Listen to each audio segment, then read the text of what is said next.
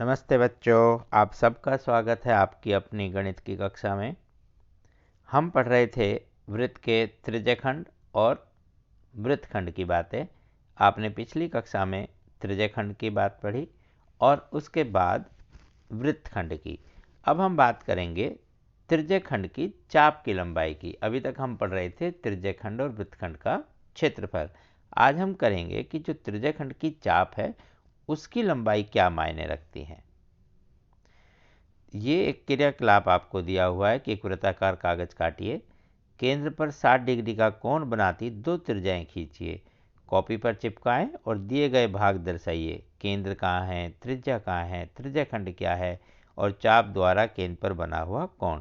तो ये सभी आप एक्टिविटी अपने करके और अपने व्हाट्सएप ग्रुप में टीचर के पास भेजें। अब हम करते हैं चाप की लंबाई की कहाँ और कैसे जरूरत पड़ती है।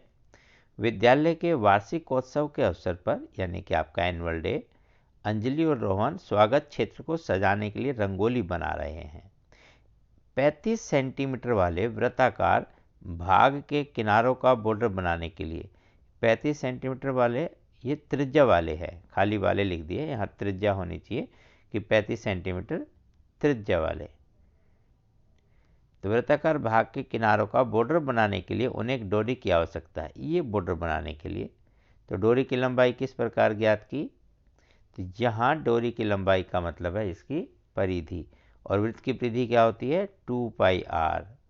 तो हम लिखेंगे 2 पाई और आर कितना है 35 यहाँ त्रिज्या है, यहाँ लिखा नहीं है, त्रिज्या होना चाहिए कि 35 सेंटीमीटर त्रिज्या वाले वृत्ताकार भाग, ये आप कह सकते हैं। तो यहाँ आप लिख सकते हैं त्रिज्या। बस इसके बाद आप कैलकुलेशन करेंगे, 22/7 गुना 2 गुना में 35 हो गया ना, 2 पाई और आर। 7 मुझे 35, 5 दूनी 10, 22 गुना 10 220, और ये क्या था सेंटीमीटर। तो 220 सेंटीमीटर को आप लिखते हैं 2 मीटर 20 सेंटीमीटर, क्योंकि 1 मीटर में 100 मीटर होते हैं, सेंटीमीटर होते हैं। तो 1 मीटर बराबर 100 सेंटीमीटर, इसलिए 220 सेंटीमीटर का मतलब 2 मीटर 20 सेंटीमीटर। यहाँ आप लिख लीजिए, जो करेक्शन है इसमें लिख कर नहीं आया त्रिज्या के बारे में।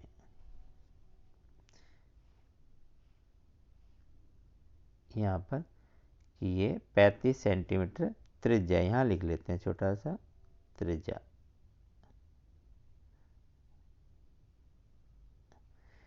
तो त्रिज्या वाले वृत्ताकार, इसका आप ध्यान रखेंगे।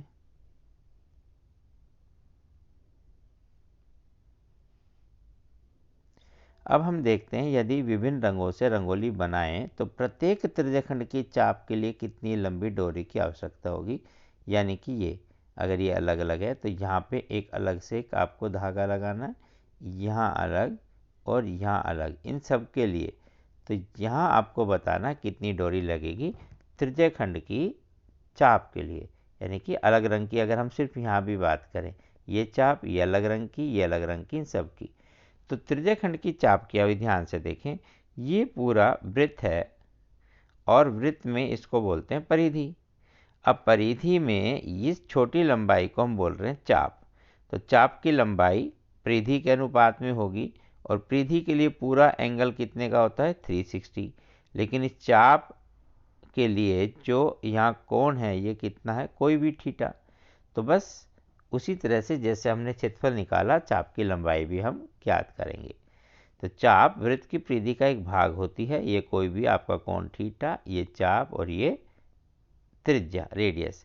तो चाप की लंबाई क्या होगी, क्योंकि पूरे वृत्त की लंबाई या परिधि होती है 2 पाई आर थीटा, और उसमें कोण 360 है, उसके हमने टुकड़े किए, 360 से भाग करेंगे और जो भी कोण दिया हुआ उससे गुना। तो उत्तर आएगा 2 पाई आर, जो परिधि का फॉर्मूला, इंटू थीटा बटे 360। जैसे क्षेत्रफल में होता था, क्षेत्रफल का फॉर्मूला वृत्त का पाई आर स्क्वायर और थीटा बटे 360, यहाँ भी यही करना है। तो थीटा बटे 360 गुना 2 पाई आर, और 2 आर का मतलब डायमीटर, व्यास। ऐसे भी आप लिख सकते हैं, ऐसे भी याद रख सकते हैं। आइए एक उदाहरण से समझते हैं। 21 सेंटीमीटर त्रिज्या वाले वृत्त में चाप द्वारा केंद्र पर 60 डिग्री का कोण बनाया जाता है। त्रिज्याखंड की संगत चाप की लंबाई, मतलब ये वाली चाप, इसकी लंबाई बतानी है, जिसे एल भी बोल देते हैं। तो लेंथ ऑफ आर्क यानी कि चाप की लंबाई 2 पाई आर थीटा बटे 360। तो 2 पाई मतलब 22/7, आर का मतलब दिया हुआ 21, तो 2 पाई आर और थीटा बटे 360। यहाँ 6 से 6 से 36 कटा, 2 तिया 6, 3 से 21, 7 से कट गया 7, 22 ही बच गया पूरा। तो सब कट पीट के कितना आ गया? 22।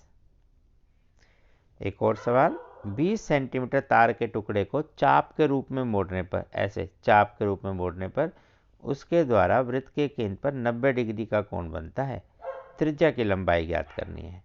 तो त्रिज्या कितनी है हमें नहीं पता, हमें बताना है। चाप की लंबाई दी हुई है 20 सेंटीमीटर और कोण कितना है? 90 डिग्री। चाप की लंबाई का सूत्र होता है 2 पाई आर थीटा बटे 360। तो 90 बटे 360, 2 पाई का स्थान मान आप 22/7 या 3.14 भी ले सकते हैं, इंटू आर। आर मतलब यहाँ आपको फाइंड आउट करनी है बस।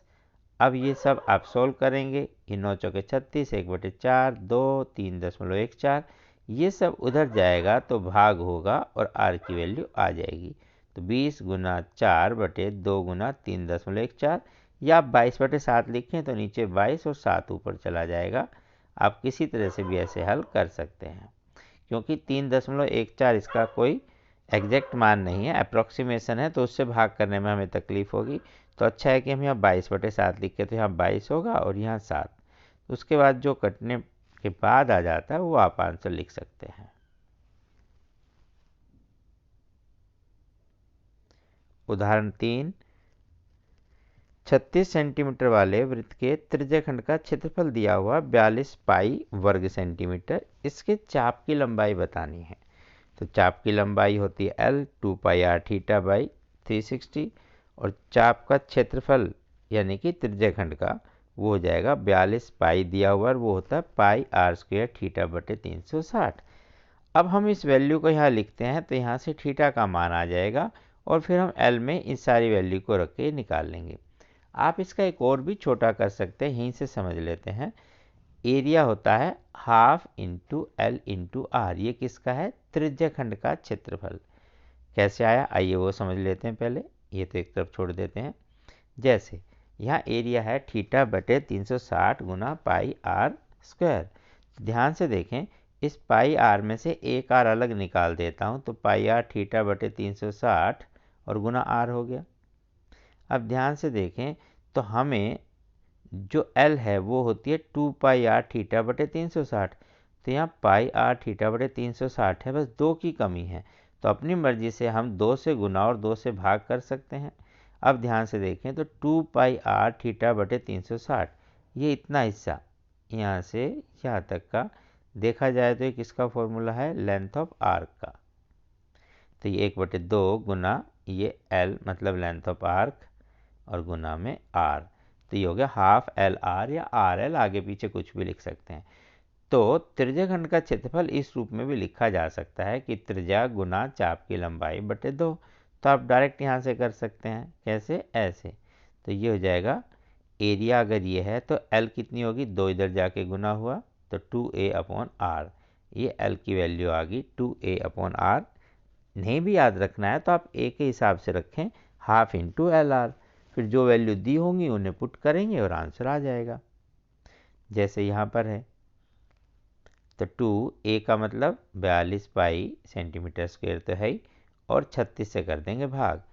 तो पाई को आप 22/7 लिख सकते हैं, ऐसे भी छोड़ सकते हैं जैसे आपका मन करे। तो 2 गुना 42, पाई मतलब 22/7, ये 36, कट पिट के कितना होगा? 7 छंग 42, 6 छंगे 36, 2 तिया 6, 22/3। यही आपका यहाँ पर भी आया था 22/3। तो आप ऐसे भी कर सकते हैं, ऐसे भी कर सकते हैं। आइए अब कुछ सवाल है।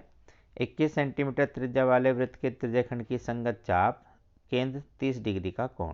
तो दो बातें हैं, त्रिज्या कितनी है 21 और थीटा कितना 30, बस इतनी सी बात आपको करनी है और इस तरह से आप निकालेंगे। तो त्रिज्या है 21, थीटा है 30, एल हो जाएगा 2 पाई आर थीटा बटे 360। यहाँ मान रखें और ये वैल्यू आ जाएगी बहुत आसानी से। दूसरा सवाल है त्रिज्यखंड का परिमाप ज्ञात कीजिए। परिमाप हुआ ये वाली लंबाई जमा ये लंबाई और साथ में ये भी। परिमाप में पूरी बाउंड्री होते हैं, ध्यान रखेंगे। तो ये चाप की लंबाई के साथ साथ दोनों त्रिज्याएं भी जमा करनी होगी बस। तो ये हो जाएगा त्रिज्या जमा चाप की लंबाई। तो r प्लस एल। r दिया हुआ है 10.5 और l हम निकालेंगे 2 पाई r थीटा बटे 360 से। तो वैल्यू रखें, थीटा की वैल्यू 60 डिग्री और रेडियस है 10.5। ये सारा मान यहाँ रखेंगे। ये सोल्व करने के बाद आ जाएगा 11 और 21 यहाँ पहले ही है, तो 11 जमा 21 32। इसी प्रकार हम करेंगे तीसरा सवाल। 36 सेंटीमीटर ये मिसिंग था, यहाँ पर वाले वृत्त के त्रिज्याखंड कोई मतलब नहीं बन रहा था। तो 36 सेंटीमीटर त्रिज्या वाले वृत्त के त्रिज्याखंड का क्षेत्रफल 54 पाई है। अभी हमने सीखा कि हम क्षेत्रफल को लिख सकते हैं half into L into R. तो 54 पाई बराबर होगा हाफ एल इंटू आर और यहाँ आर कितना है 36 सेंटीमीटर बस। तो 2 से भाग के 18 एल हो गया। और ये मान जब रखेंगे a is equal to half into L into R में, तो 54 पाई इसके बराबर है। तो एल क्या हो जाएगा 54 बटे 18, तो 3 पाई। तो ऐसे का ऐसा भी छोड़ सकते हैं या फिर पाई का मान रखें 22/7, तो आपके पास आ जाएगा 66/7। और क्योंकि ये सेंटीमीटर में है, ये वर्ग सेंटीमीटर है, तो ये भी क्या हो जाएगा सेंटीमीटर। यहाँ इकाई लिख देंगे क्योंकि यहाँ सेंटीमीटर वगैरह कुछ लिखा नहीं था पिक्चर में। तो 32 इकाई 32 यूनिट ऐसा आप लिख सकते हैं।